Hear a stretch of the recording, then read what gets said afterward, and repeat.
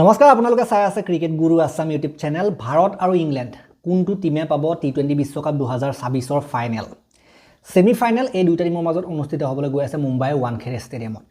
So দুইটা টিমেই যথেষ্ট শক্তিশালী ৰূপত এবাৰ আত্মপ্ৰকাশ কৰিছে। গোটেই যদি আপোনালোকে টি20 বিশ্বকাপটো চাইছিলে ইংলেণ্ড আৰু ইণ্ডিয়া দুইটা টিমে ভাল খেলিছে আৰু ভাল খেলি আহি আজি এই অৱস্থা পাইছেহি। ইংলেণ্ডৰ ফালৰ পৰা বহুত সুন্দৰ প্ৰদৰ্শন বেটে বলে আৰু ভাৰতৰ ফালৰ পৰা সুন্দৰ প্ৰদৰ্শন আমি দেখিবলৈ পাইছিলোঁ। সো ফাইনেললৈতো বেছি খোজ নাই আৰু এই খোজ দিলে ফাইনেল পাব, তাৰ পাছত ফাইনেলখন জিকিব বিচাৰিব। গতিকে দুইটা টিমে জিকিব বিচাৰিব, জিকি লৈ পুনৰ এটা ট্ৰফিৰ দিশত যাব বিচাৰিব। সো দুইটা টিমে টি20 বিশ্বকাপ আগতে জিকি থৈছে আৰু টি20 বিশ্বকাপত দুইটা টিমৰ মুখামুখি কিন্তু ছেমিফাইনেলত বহুতবাৰ হৈছে, দুবাৰ দুইটা টিমে ছেমিফাইনেলত সন্মুখীন হৈছে। এবাৰ ইণ্ডিয়া জিকিছিলে বাৰ্বাডছত 2024 চনত আৰু তাৰ আগত 2022 চনত ছেমিফাইনেলত কিন্তু 10 উইকেটত হৰুৱাইছিলে। সেইখন খেলৰ কিন্তু যেটো স্মৃতি হেতু মন মগজত থাকে আমাৰ যে কেনে ধৰণে তেওঁলোকে ইমান দমনমূলকভাৱে তেওঁলোকে হৰুৱাইছিল 10 উইকেটত। গতিকে তেনেকুৱা নহওক, এতিয়াতো তেনেকুৱা নহয়, এতিয়া আগতকৈ টিম বহুত ভাল, বোলিং বহুত ভাল ন, গোটেই এজ এ টিম যদি চাই ইণ্ডিয়ান টিমটোৱে ভাল খেলি আছে। গতিকে এতিয়াতো তেনেকুৱা কৰিব নোৱাৰে, এতিয়া পুৰা ফাইট হ'ব আৰু বিশেষকৈ হোম কণ্ডিশ্যনতো তেনেকুৱা কৰিব নোৱাৰে।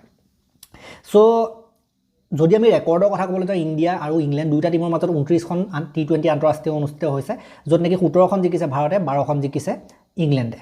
আৰু একেদৰে টি20 বিশ্বকাপৰ যদি আমি কথা ক'বলৈ যাওঁ টি20 বিশ্বকাপত 5খন মেচ অনুষ্ঠিত হৈছে ভাৰত আৰু ইংলেণ্ডৰ বিৰুদ্ধে, আৰু তাত ইংলেণ্ডে জিকিছে 2খন, ভাৰতে জিকিছে 3খন। তাতো ইমান কিন্তু ইফাল সিফাল নাই, এখন মেচহে ভাৰতে বেছিকৈ জিকা আমি দেখিবলৈ পাইছোঁ। সো এতিয়া যদি আমি ক'বলৈ যাওঁ গুগলৰ প্ৰিডিকশ্যনৰ কথা, গুগলেও এটা প্ৰিডিকশ্যন দিয়ে যে কোন কিমান আগবাঢ়ি আছে। গুগলৰ প্ৰিডিকশ্যনৰ ফালৰ পৰা 66% ইণ্ডিয়াক দিয়া হৈছে আৰু 34% ইংলেণ্ডক দিয়া হৈছে। গতিকে গুগলৰ ফালৰ পৰা কোৱা হৈছে যে ইণ্ডিয়াই জিকিব। এতিয়া যদি আমি ক'বলৈ যাওঁ প্লেয়িং 11ৰ কথা, ভাৰতেতো ছেইম প্লেয়িং 11ৰ সৈতে যাব বিচাৰিব। মোৰ বোধেৰে একেটা প্লেয়িং 11ই নামিব। লাষ্ট খেলখনত যিটো প্লেয়িং 11 নামিছিলে সঞ্জু চেমছন, অভিষেক শৰ্মা, ঈশান কিষাণ, সূৰ্যকুমাৰ যাদৱ, হাৰ্দিক পাণ্ডিয়া, তিলক বৰ্মা, শিৱম ডুবে, অক্ষৰ পেটেল, অৰ্শদীপ সিং, বৰুণ চক্ৰৱৰ্তী আৰু জছপ্ৰীত বুমৰাহ, এইটোৱে হ'ব লাগে ভাৰতৰ প্লেয়িং 11। ঠিক সেইদৰে ইংলেণ্ডৰ যদি আমি লাষ্ট প্লেয়িং 11টো চাওঁ তাত আপোনালোকে দেখিবলৈ পাইছিলে Phil Salt, Jos Buttler, Harry Brook, Jacob Bethell, Tom Banton, Sam Curran, Will Jacks, Liam Dawson, Rehan Ahmed, Jofra Archer আৰু আদিল ৰাছিদ। এইটো লাষ্টখনত তেওঁলোকে 11 নমাইছিলে। আৰু তেওঁলোকে যদি আৰু কোনোবা ইয়াত এক্সট্ৰাকৈ এড কৰিব বিচাৰে, কোনোবা যদি বাহিৰৰ পৰা আনিব বিচাৰে বেঞ্চৰ পৰা, তেতিয়া জেমি অভাৰটন তেওঁ উইকেট লৈ আছিলে, পেচ বলাৰ এজন বহাই কোনোবা এজন স্পিন বলাৰ বহুৱাব পাৰে যদি সাধাৰণতে তেওঁলোকে বিচাৰে। গতিকে জেমি অভাৰটনে বহুতকেইটা উইকেট যিহেতুকে লৈ আছে এইবাৰ, গতিকে দেখিব পাৰোঁ তেওঁক এইখন খেলৰ ক্ষেত্ৰত আমি। সো এতিয়া আমি ক'বলৈ যাম দুইটা টিমৰ মাজত যেতিয়া খেল হৈছিল ইণ্ডিয়া ইংলেণ্ড, যিমানখিনি খেল হৈছে ইণ্ডিয়া ইংলেণ্ডৰ মাজত টি20 সিৰিজ হৈছে বা টি20 যিমানখিনি খেল হৈছে বিভিন্ন ঠাইত মুখামুখি হৈছে দুইটা টিমৰ মাজত, তেতিয়া এই এক্টিভ স্কোৱাড দুটাত থকা কোন কেইজন প্লেয়াৰে আটাইতকৈ বেছি ৰান কৰিছে বা বেছি উইকেট লৈছে। আটাইতকৈ বেছি ৰানৰ যদি আমি কথা ক'বলৈ যাওঁ ভাৰতৰ হাৰ্দিক পাণ্ডিয়াৰ 414 ৰান আছে। এইটো এক্টিভ স্কোৱাডত থকা হাৰ্দিক পাণ্ডিয়া 414 ৰান কৰি থৈছে ইংলেণ্ডৰ বিৰুদ্ধে, য'ত নেকি 50 আছে 3টা। গতিকে হাৰ্দিক পাণ্ডিয়াৰ বেটিং ৰেকৰ্ড বহুত ভাল ইংলেণ্ডৰ বিৰুদ্ধে। সূৰ্যকুমাৰ যাদৱ অধিনায়ক, তেখেতৰ 349 ৰান আছে ইংলেণ্ডৰ বিৰুদ্ধে, য'ত নেকি 100 আছে আৰু 50 আছে। অভিষেক শৰ্মা তেখেতৰ 279 ৰান আছে, 50 আছে আৰু 100 আছে। গতিকে অভিষেক শৰ্মাও 50, 100 দুইটাই আছে ইংলেণ্ডৰ টিমটোৰ বিৰুদ্ধে। অভিষেক, SKY আৰু হাৰ্দিক পাণ্ডিয়া এইকেইজনৰ আটাইতকৈ বেছি ৰান আছে এই এক্টিভ স্কোৱাডটোত ইংলেণ্ডৰ বিৰুদ্ধে। আৰু ঠিক সেইদৰে ইংলেণ্ডৰ যদি আমি কথা ক'বলৈ যাওঁ ভাৰতৰ বিৰুদ্ধে জছ বাটলাৰৰ আটাইতকৈ বেছি ৰান আছে, 644 ৰান তেওঁ কৰি থৈছে, 5টাকৈ অৰ্ধশতক জছ বাটলাৰে ইণ্ডিয়া এগেইনষ্টত মাৰি থৈছে। আৰু হেৰি ব্ৰুক তেওঁলোকৰ অধিনায়ক, তেখেতে 171 ৰান কৰি থৈছে ইণ্ডিয়া এগেইনষ্টত, য'ত নেকি 50 থকা আমি দেখিবলৈ পাওঁ। গতিকে হেৰি ব্ৰুকৰ 50 আছে। ঠিক সেইদৰে তেওঁলোকৰ ফিল ছল্টৰ 100 ৰান আছে, য'ত নেকি 50 আছে।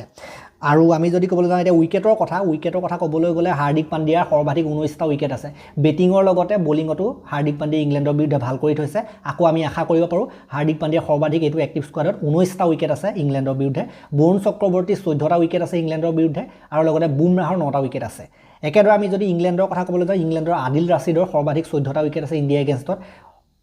দেন তেওঁলোকৰ আৰু এজন player fast bowler Jofra Archer, তেখেতৰো 14টা উইকেট আছে আৰু লগতে জেমি অভাৰটন তেখেতৰ 7টাকৈ উইকেট আছে। গতিকে ইণ্ডিয়া আৰু ইংলেণ্ড এইকেইটা টিমেতো বহুত টি20 সিৰিজ খেলিছে, আমাৰ ইণ্ডিয়াৰ ঘৰতে হওক বা ইংলেণ্ডত গৈয়ে হওক ইণ্ডিয়াই। গতিকে বহুত সিৰিজ খেলিছে, দুইটা টিমৰ মাজত বিভিন্ন খেল হৈ থাকে, যিহেতুকে দুইটা মানে প্ৰায় টক্কৰ দিব পৰা টিম, টক্কৰ খেল হয়। আমি আগতেও দেখিছোঁ যে দুইটা টিমৰ মাজত পুৰা কিন্তু ফাইটিং খেল হোৱা দেখিবলৈ পাওঁ। গতিকে এইখনো ফাইট খেলেই হ'ব বুলি আমি আশা কৰিব পাৰোঁ, ইমান সহজতে এৰি নিদিব কোনোটো টিমে। এতিয়া যদি আমি ক'বলৈ যাওঁ ইংলেণ্ড টিমটোৰ কথা, ইংলেণ্ড টিমটো কোন কেইজনে ভাল খেলিব পাৰে। জছ বাটলাৰ আৰু ফিল চল দুয়োজনে এবাৰ টি20 বিশ্বকাপটো ইমানো বহুত বেছি ভাল যোৱা নাই, ইমানো আগৰ নিচিনাকৈ বেটৰ গৰ্জন আমি দেখিবলৈ পোৱা নাই। গতিকে ডাঙৰ মেচতো ভাল খেলি দিব পাৰে, ক'ব নোৱাৰি, এইখনটো ডাঙৰ মেচেই হয় ছেমি ফাইনেল। গতিকে চল বাটলাৰ সোনকালে আউট কৰিব লাগিব মুঠতে। ফিল চল কেনেকুৱা ধৰণৰ এটা উচ্চতা থকা প্লেয়াৰ আপোনালোকে জানে, যে কেনেবাকৈ অলপ টিকি গ'লে খেলটো বহুত দীঘলীয়াকৈ টানি লৈ যাব পাৰে, খেল মিলাই চলাই লৈ যায়।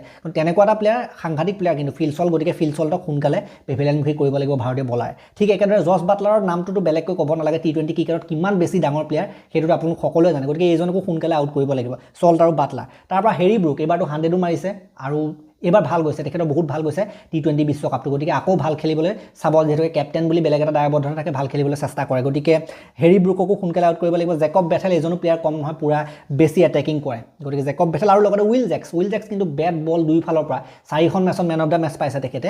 গতিকে উইল জেক্সকো সোনকালে পেভিলিয়নমুখী কৰিব পাৰিলে ভাল। গতিকে এইখিনি আছিলে ইংলেণ্ডৰ কথা। এতিয়া আমি যদি আপোনালোকে যদি মোক সোধে যে ভাৰতৰ কোনে ভাল খেলিব পাৰে, চ' ভাৰতৰ মই ভাবোঁ যে অভিষেক শৰ্মাই ভাল খেলিব নিচিনা লাগি আছে। যে অভিষেক শৰ্মাই ইমানখিনি মেচত ইমান ভাল খেলা নাই, বিশেষ দেখা নাই আমি। এখন খেলতে অৰ্ধশতক কৰিছিলে, বাকীবিলাকততো জিৰ'য়ে মাৰিছিলে, ইমান ভাল প্ৰদৰ্শন আমি দেখিবলৈ পোৱা নাই।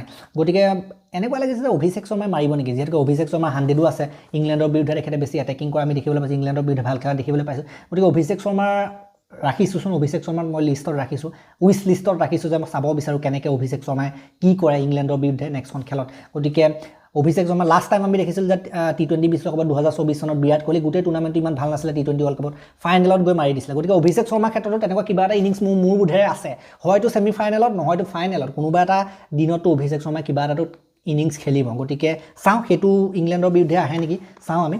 বাকী চেমছনেতো লাষ্টখনত ভাল খেলিলে, এইখনততো এখনত ভাল খেলিলে নেক্সটখনত ইমান ভাল নেখেলিব পাৰে, তেনেকুৱা ধৰণৰ কথা হয়। গতিকে এইখন খেলত বেলেগো ভাল খেলিব পাৰে। তেনে ক্ষেত্ৰত আমি ক'ব পাৰোঁ হাৰ্দিক পাণ্ডিয়াৰ কথা ধৰিব পাৰোঁ, সূৰ্যকুমাৰ, এই দুজনে যিহেতুকে ইংলেণ্ডৰ বিৰুদ্ধে ভাল ৰেকৰ্ড ৰাখিছে, তেওঁলোকৰ পৰা আশা কৰিব পাৰি।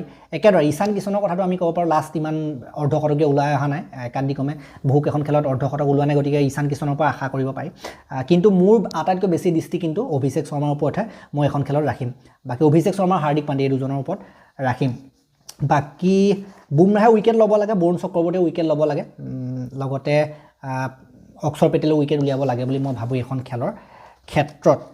এতিয়া আমি যদি ক'বলৈ যাওঁ ইংলেণ্ডৰ ভয়ৰ কথা, ইংলেণ্ডৰ কাৰণে কিবা এটা ভয়টো থাকিবই। 2022 চনৰ সেইখন খেলৰটো কথা কোনেও পাহৰিব নোৱাৰে, সকলো আমাৰ ভাৰতীয় ক্ৰিকেট প্ৰেমীয়ে যদি এইখন চাইছিলে, এইখনে কিন্তু বহুত দিন, মোৰ নিজৰ যদি কথা ক'বলৈ যাওঁ, মোৰ মানুহটো মৰা নিচিনা অৱস্থা কৰি দিছিলে এইখন খেল চাই পেলাই বাহিৰ হোৱাৰ পাছত, মানে কি কৈছোঁ মই। চ' সেইখন খেলৰ কথা আমি পাহৰিব নোৱাৰোঁ। তথাপিতো 2024 চনত তাৰ যিটো বদলা প্ৰতিশোধ সেইটোতো ল'লেই। গতিকে ল'লে যদিও সেইখনৰ মানে ভয়টো এতিয়াও মূৰত আহি থাকে সেইখন খেলৰ কথা, বাটলাৰে কেনেকৈ খেলখন আমাক হৰুৱাইছিলে।